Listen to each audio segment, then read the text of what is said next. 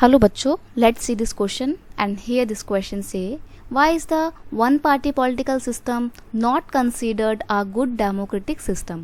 Question आपसे बोल रहा है कि क्यों वन पार्टी सिस्टम जो है जिसमें सिर्फ एक ही पॉलिटिकल पार्टी होती है जो कि चाइना में फॉलो भी किया जाता है, क्यों? क्योंकि चाइना में सिर्फ एक ही पॉलिटिकल पार्टी है, communist party of China.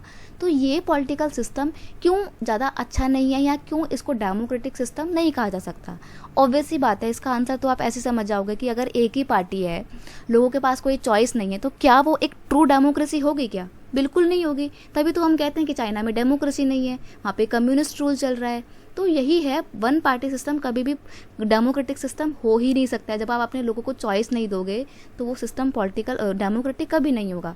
One party system is not good because number one, in this system people do not have any choice या मैनी चॉइस। लोगों के पास कोई बहुत ज़्यादा चॉइसेस नहीं होती हैं, बहुत ज़्यादा क्या, एनी लिख दो यहाँ पे तो, क्योंकि होती ही नहीं है। एक ही पार्टी को रोध होकर आपको एक ही पार्टी को वोट देना है।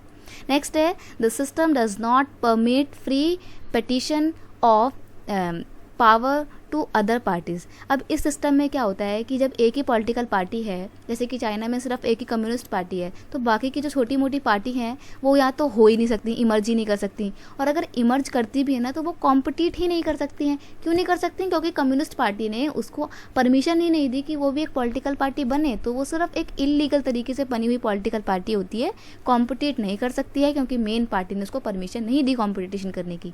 इसलिए वन पार्टी सिस्टम बिल्कुल भी अच्छा नहीं होता है। I hope you understand it well. Best of luck.